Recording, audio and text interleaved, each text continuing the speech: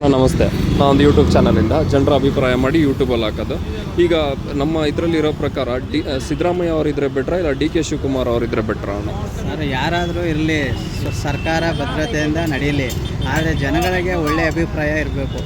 ಈಗ ಜನಗಳಿಗೆ ಏನಂದರೆ ಎಲ್ಲ ತುಂಬ ಕೂಲಿ ಮಾಡೋರೆಲ್ಲ ಇದ್ದಾರೆ, ತುಂಬ ರೈಟು ತುಂಬ ಜಾಸ್ತಿ ಮಾಡ್ಕೊಂಡು ಹೋಗ್ತಾ ಇದ್ದಾರೆ. ಯಾರು ಇಬ್ಬರಲ್ಲಿ ಇಬ್ಬರು ಉತ್ತಮನೇ, ಆದರೆ ಇವಾಗಿನ ಸ್ಥಿತಿ ನೋಡಿದ್ರೆ ಬದುಕೋದು ತುಂಬ ಕಷ್ಟ ಆಗ್ಬಿಟ್ಟಿದೆ. ಜನಗಳು ಕೆಲಸ ಮಾಡೋರು, ಬೀದಿ ವ್ಯಾಪಾರಿಗಳು ಇವರೆಲ್ಲ ತುಂಬ ಕಷ್ಟ ಅನುಭವಿಸ್ತಾ ಇದ್ದಾರೆ. ಡೀಸೆಲ್ ಗ್ಯಾಸು ಎಲ್ಲ ಪ್ರತಿಯೊಂದು ಜಾಸ್ತಿನೇ. ಅದು ಇವರು ನಮ್ಮ ರಾಜ್ಯ ಸರ್ಕಾರನೂ ಕಡಿಮೆ ಮಾಡ್ಬೋದು ಟ್ಯಾಕ್ಸಲ್ಲಿ, ಅದನ್ನೆಲ್ಲ ನೋಡಿದಾಗ ಅವ್ರು ಏರಿಸೋರು ಅಂತ ಇವರು ಕೇಳೋಂಗಿಲ್ಲ ಅಂತಾರೆ. ಒಂದು ಗ್ಯಾಸ್ ರೇಟ್ ಇವಾಗ ಎಷ್ಟಾಗಿದೆ ಸರ್? ಈಗೇನೋ 900-1000 ರೂಪಾಯಿ ಗಂಟೆ ಇದೆ ಈಗ.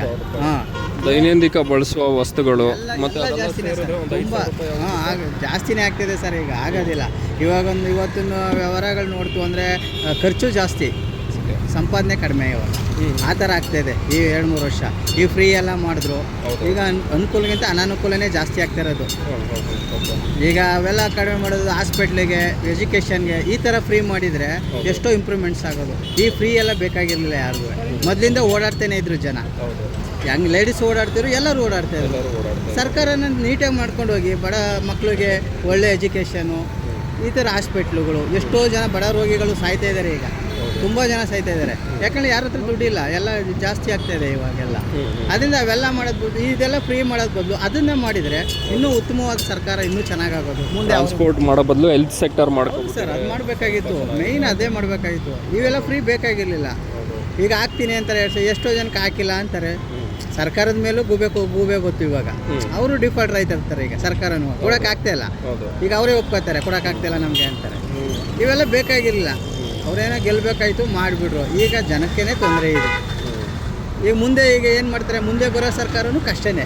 ಇದನ್ನೇ ನಡೆಸ್ಕೊ ಹೋಗ್ತಾ ಇರ್ತಾರೆ. ಆಗಲ್ಲ ಸರ್, ಕಷ್ಟ ಅದ ಇದು. ಈಗಲೂ ಇವ್ರ ಕೈಲೇ ಆಗ್ತಾಯಿಲ್ಲ. ಇವಾಗ ಇವ್ರ ಕೈಲಿ ಆಗ್ತಾಯಿಲ್ಲ. ಇನ್ನು ಮುಂದೆ ಬರೋರು ಹೆಂಗೆ ಮಾಡ್ತಾರೆ? ಅವ್ರಿಗೂ ತೊಂದರೆನೇ ಇದು. ಕೂತ್ಕೊತೀನಿ ಅವ್ನಿಗೆ ಅದೇನೋ ಕುಪ್ರಿಕೆ ಹಣ್ಣೇನೋ ಸಾಕಾಗಲ್ಲ ಅಂದಂಗೆ ಇದು. ಅದ್ರ ಬದಲು ಎಜುಕೇಷನ್ನು, ಈ ಥರ ಫ್ರೀ ಸ್ಕೂಲು ಮಕ್ಕಳುಗಳಿಗೆ, ಇವೆಲ್ಲ ಒಳ್ಳೆ ಉತ್ತಮವಾದ ಕೆಲಸ ಇದು ಮಾಡಬೇಕಾಗಿತ್ತು. ಅದನ್ನೆಲ್ಲ ಎಲ್ಲರಿಗೂ ಉಪಯೋಗ ಆಗೋದು. ಇದು ಬೇಕಾಗಿರಲಿಲ್ಲ ಇವೆಲ್ಲ.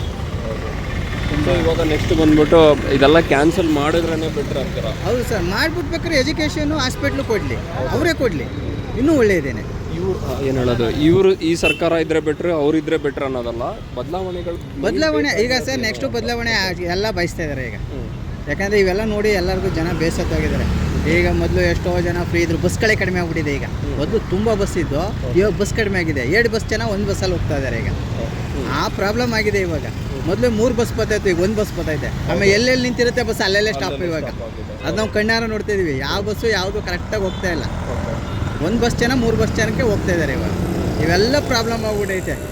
ಇವೆಲ್ಲ ಕಷ್ಟ ಇದೆ ಸರ್. ಮುಂದೆ ಇನ್ನೂ ಕಷ್ಟನೇ, ಇನ್ನೂ ಕಷ್ಟ ಇದೆ ಇದು. Thank you sir.